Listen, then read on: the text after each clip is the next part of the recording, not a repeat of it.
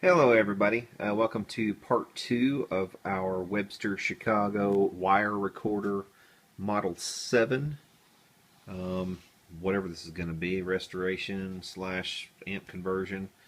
Um, what we're going to do in this video in part 2 is we're going to fire this thing up slowly on a variac. Before we can do that, we need to make sure that our power is all okay. So we're going to trace out our power cord and everything here, and it looks as if one side is going to the switch and the other side is going to the fuse holder. At the other end of the fuse holder, though, there's a lot of stuff coming off of that fuse holder right there.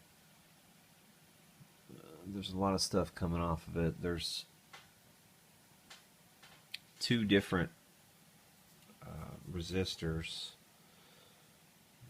There's another over in this direction. This is going to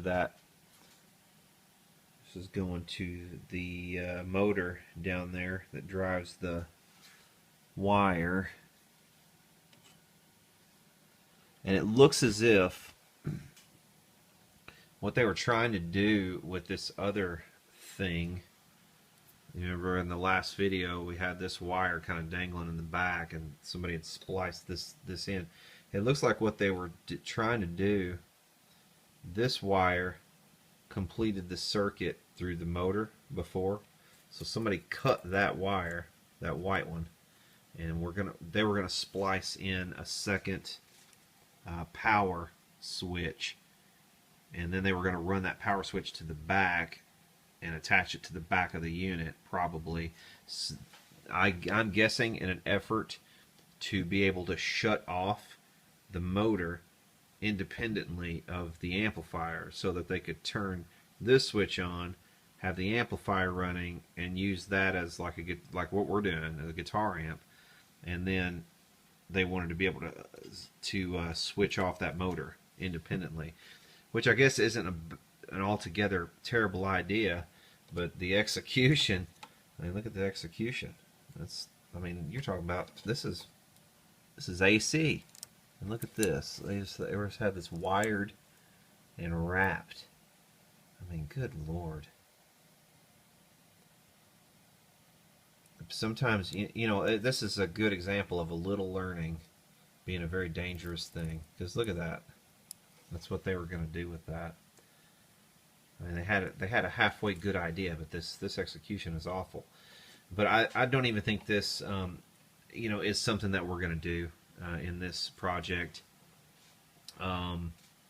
So just for now, what I'm gonna do is sort this out so that it's safe. I'll probably just detach this wire completely. Detach the other one also from the motor so that the motor is completely detached, and then we'll bring this thing up slowly on the variac and let the caps reform and all that good stuff, and see if we can get some life into this thing. I'll gator clip in a signal into our input over there and just see if anybody's home. So yeah, stick around. Let's do that. Yeah, although it'd probably be a lot more fun and entertaining just to plug this thing in and just see what happens. We're gonna just make sure that our power and everything is correct first. You know, again, we have all this stuff coming off the tip of this. We have all this stuff coming off the tip of the fuse holder right here. It's kind of hard to film this. Sorry about that. We have two of these resistors in parallel, and that's probably to dissipate more heat, to change the value a little bit so that they can handle it. But they're coming over here to pin 1 of the rectifier tube, the 6x5. The 6x5 on pin 1, if we look at the book, the 6x5 is a no connection. So they're just using that as a terminal.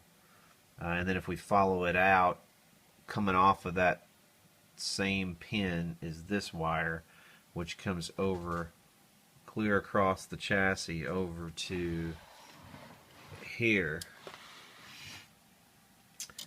to this auxiliary plug. And this little plug, if we look in there, it says antenna, but that's clearly some, that can't be right. What kind of antenna would that be powering? I don't know, but that's not a,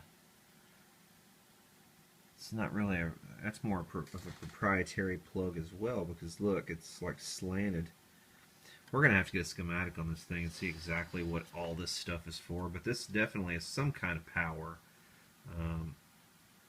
You know, and they're actually lowering the power with those resistors over there, or they're attempting to do that. But the other end of this line right here, if we look at the other end of it, that's this wire, which is going down here to a little transformer that sits right down there. So the other line is coming through that, which is, I don't know if it's acting like some kind of choke. I'm not sure. I don't know. I don't know if it's a choke or a transformer or what. You know, again, we need to look at a schematic, really. But I think what I'm going to do here, as far as this stuff goes, I mean, this isn't anything we're going to use in a guitar amplifier. This is, I mean, this is extraneous. We're not going to use that in a guitar amplifier either. And I'm pretty certain I'm not going to try to restore this thing to a working wire recorder of any kind. So, you know, before we fire this thing up at all, I'm going to clip these out, or desolder them or something, just to get them out of there, or just clip this off. I guess they could go over to that connection. You know, wouldn't hurt anything, I guess. And I may as well just take them out, take this wire out, and disconnect and tape off the wire for the other, or just leave it. Either way, before, you know, while we're powering it up, just to make sure that we're not, you know, because what concerns me is that this little auxiliary power plug is over here by our preamp tube. I mean, that's right by the preamp tube, so that could very easily kind of just get in our way. And frankly, I don't see how that's not causing some interference in the preamp section of the amplifier. Just a weird design. Very strange. But we're gonna disconnect this before we try to power it up, so that we don't have this going, and so this isn't going, and also so this is not going, this big motor down here. Okay, I've disconnected the motor and the extra transformer and all the extraneous wiring to those. I've also clipped out this, whatever that was over there, that extra socket, and I've clipped out all the associated wiring with that. So now we have just a pretty standard power coming in. I've also got some clips here, got a couple gator clips, and these are going to simulate our regular output 1/4 inch when we get that in. But for right now, we're just going to test it with a speaker out here on the bench. Again, we also have the internal speaker, so when we switch this switch, we can kind of see. Let's see. Let's move this gator clip up to here so we can see what we're doing. There we go.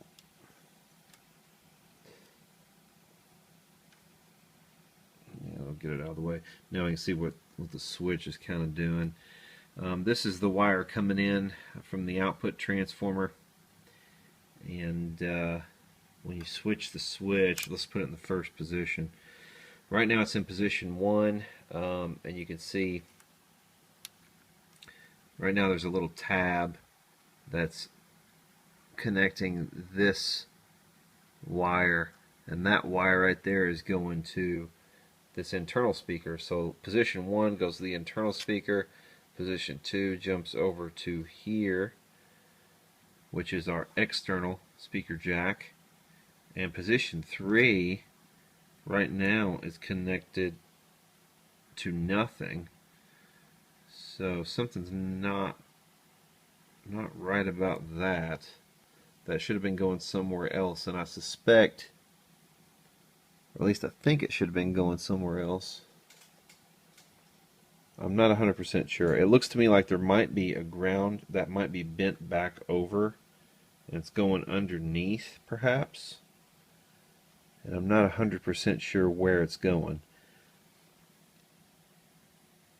It does look like the other side, whenever you have it in this position, there's a wire coming off the other side over here that's going off to this switch over here, and that is the recorder switch. So I think it might be going the output when it's in the third position may be going to just the wire. I'm not sure. I don't know if it's going to the right head. I really don't know, because that should be incoming signal. We'll look at the schematic. I actually looked at the schematic earlier, and or at least I think it was the schematic for this thing. There's a couple different schematics that are kind of close, but it's kind of hard to make it out how they have the switches written in, because they've got dotted lines, and I don't know if they're dotted because they're old, because the schematic's been photocopied so much. I really don't know. But anyway, we can take another look at it. But as for right now, I think we have enough information to know that position 1 and 2 on this switch are really the ones we're mainly concerned about. 1 is going to be the internal speaker. Position 2 on the switch is going to be our external speaker jack, which right now is going to our gator clips into our external speaker over here. So we'll be able to at least test whether or not there's life in this thing. So let's start dialing up on the Variac. Okay, we removed a lot of the recorder parts from this thing. As you can see, it's pretty empty down here right now, and we've got it fired up, and I'm taking some measurements of some voltages, and something is definitely not right. We can look here. Let's see, we'll just come over here to the 6SJ. This right here is the screen for the 6SJ. I mean, 19 volts. That's not right for sure. And if you see right down in here,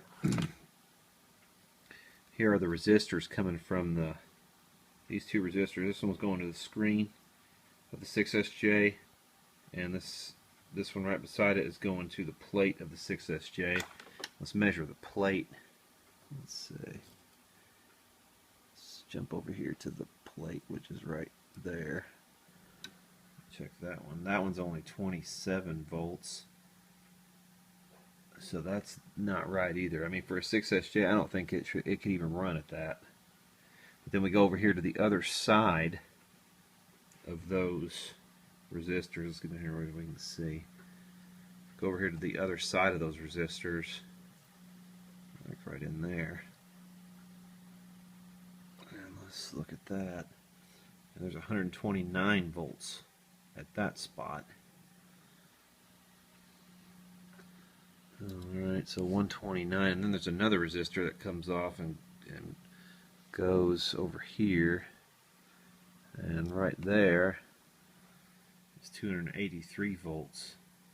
So some of these resistors are probably bad. We'll come in here and check them and see which ones need to go. We did replace one resistor. You can see it sticking out there like a sore thumb. That was the screen resistor for the 6SJ7, the first tube. That one was causing most of the problems. So that's been replaced, and now we're getting actual sound. Okay, right now we have it set to use the internal speaker, and this is what the internal speaker sounds like.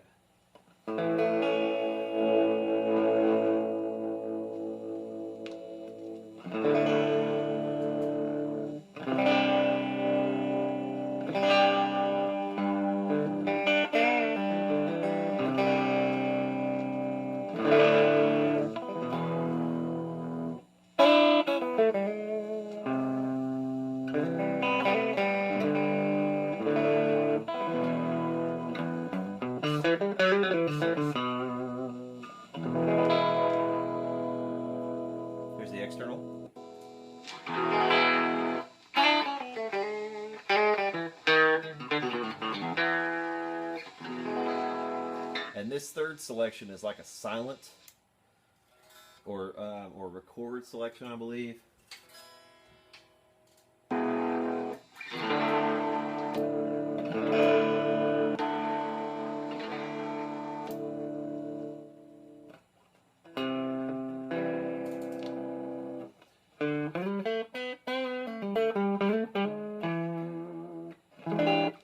And we've got a little bit of nastiness in the signal, and I believe that's down to filter caps. We have to change all those anyway. But yeah, we're pretty much there now. I'm gonna probably come in and recap all the filter caps, maybe even go ahead and recap the entire thing. Okay, we're in the process of recapping this thing and putting the 3-prong cord on. I've gotten a lot of the caps already in. I still have, let's see, I've got all these on this side, but I still have these over here that I need to replace.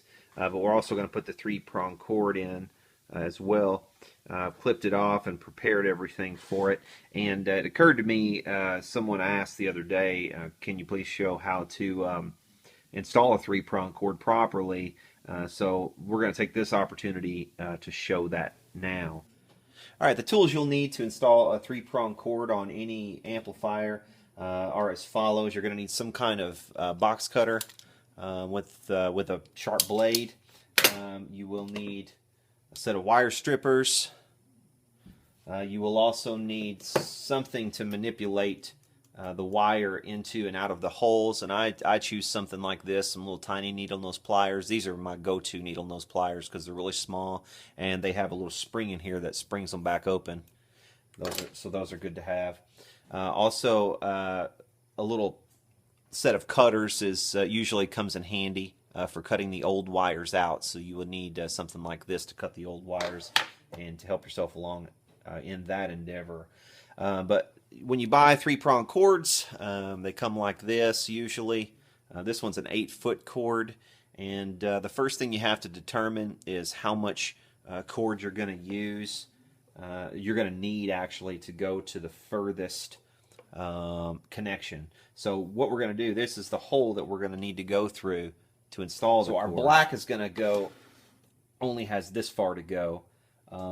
And our neutral is actually going to come off of this as well, so we won't actually have all that far to go.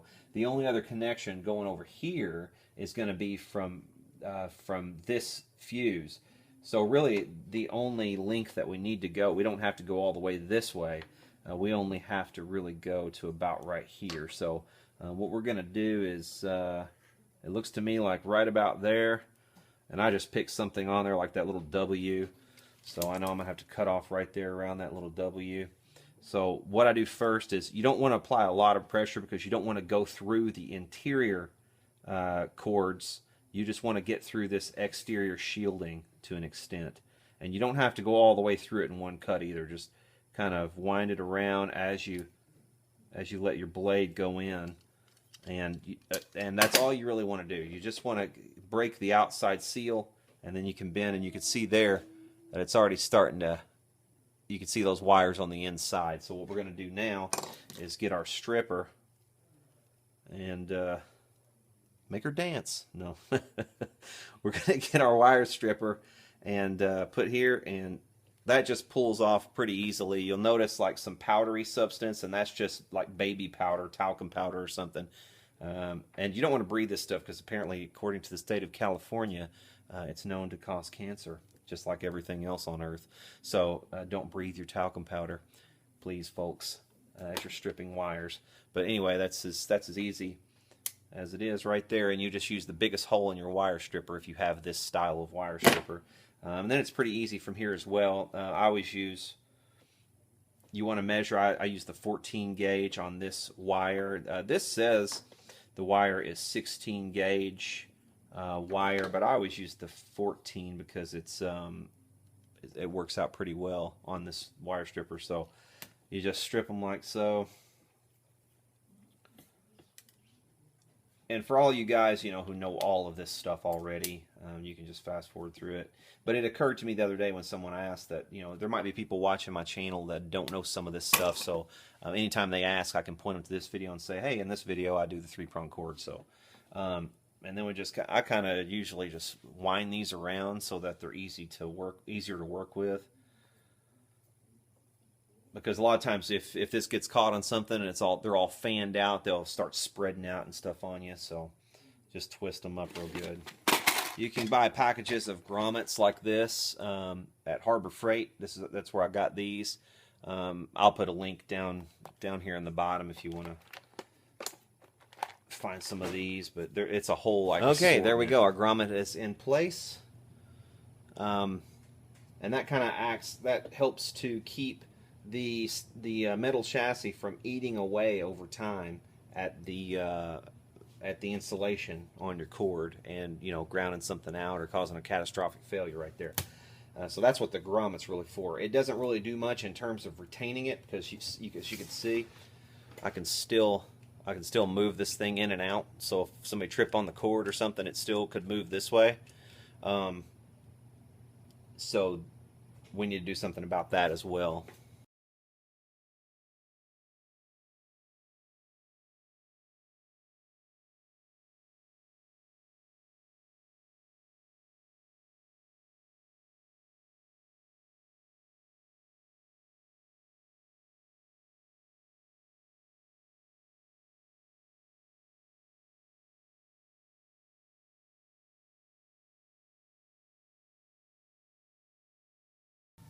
Okay, we have our cord all wired up, and you can see it's coming in here. There's a grommet against the chassis. We have a zip tie here to hold it.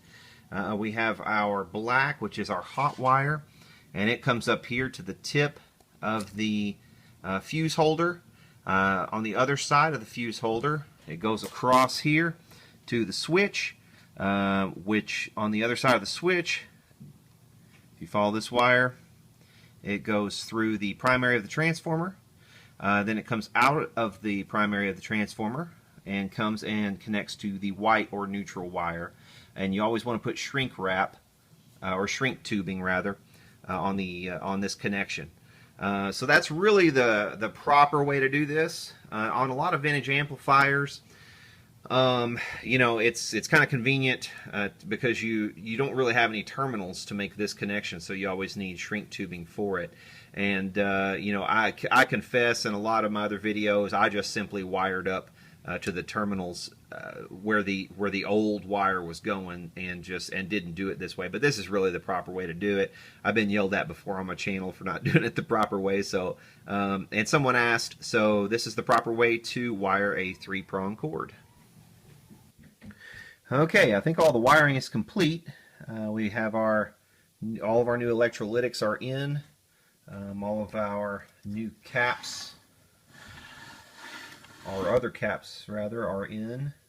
The only cap that I left was this one right here that's on the input, and that's just because it hasn't seen any kind of voltages at all, so it's probably still fine. And yeah, I think we're ready to give this thing a good cleanup, and then we'll be ready to test it out for the first time. Okay, we got it powered back up. Got a beer in our gullet, and we've got a guitar in our hands, and we're gonna see what it sounds like. This is with the internal speaker.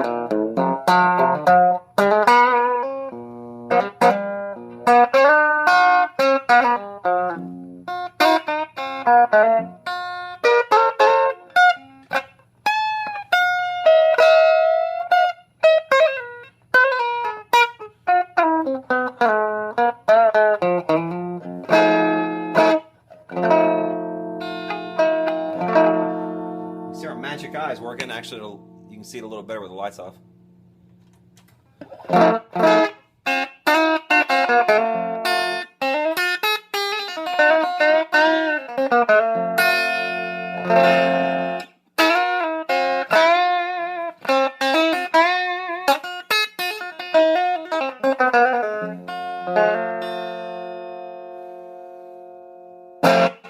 Okay, let's get it all back together and give it a proper test here.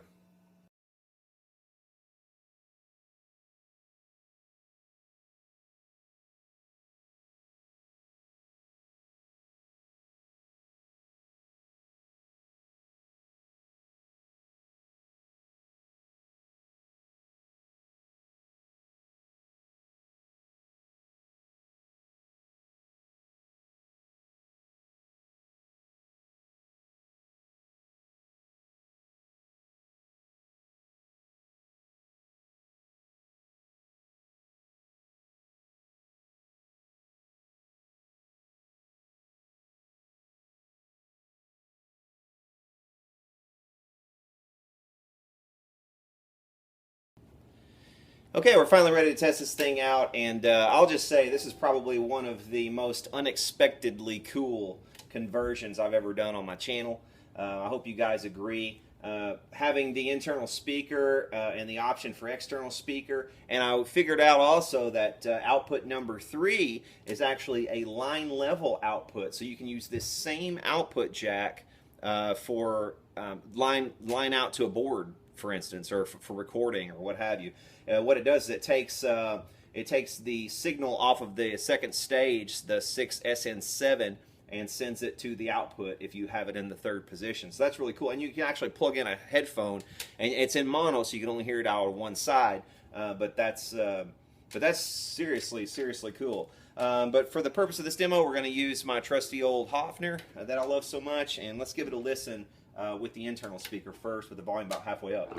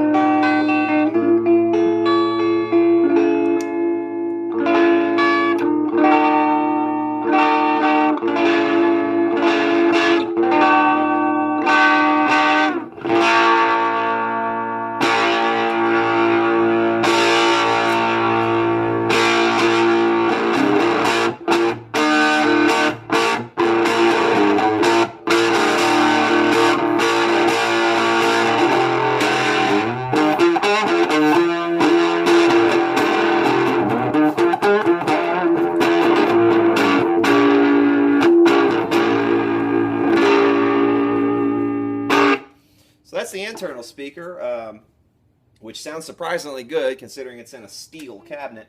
Let's go to the output, or the second output. We're going to use a 1945 RCA Victor, which is about around the same time period, which I thought might be cool. This is a 12-inch speaker, so let's check it out. It's an Alnico.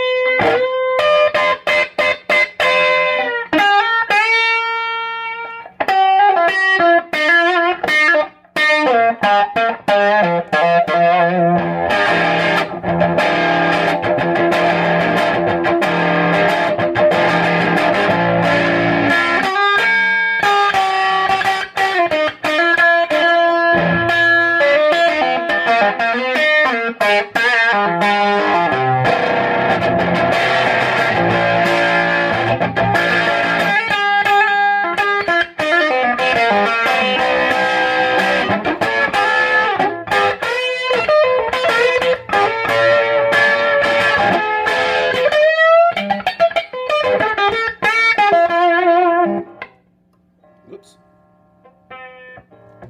Wardrobe malfunction. So yeah, that is a 1948 Webster Chicago Model 7 electronic memory wire recorder. If you get a chance to pick something like this up for a bargain, I urge you to do so. If you can save the wire recorder and make it into a working wire recorder, great. More power to you. In this case, I felt it was probably best to just dispense with the wire recorder aspect of it because there was so much weight being added. But at the same time, it would have been cool to have a wire recorder because there are a lot of wire recordings out there in the world, and if you collect that sort of thing, it might be cool to buy some, pre-recorded wire recordings and just see what you get. You never know; it might be something, some kind of important history. I know that recently there was a Woody Guthrie concert from 1949 that was discovered in a wire recording. I guess somebody had just bought it at a yard sale or something, and it was like, what the hell is this? And it was Woody Guthrie, an unknown live recording. So, there's stuff like that out there, and if you have the courage and the heart and the passion for this sort of thing, and it's your bag of or your cup of tea, I encourage you to explore that. But as for now, I'm going to say bye, and if you guys haven't subscribed already, please do so below, and y'all take care.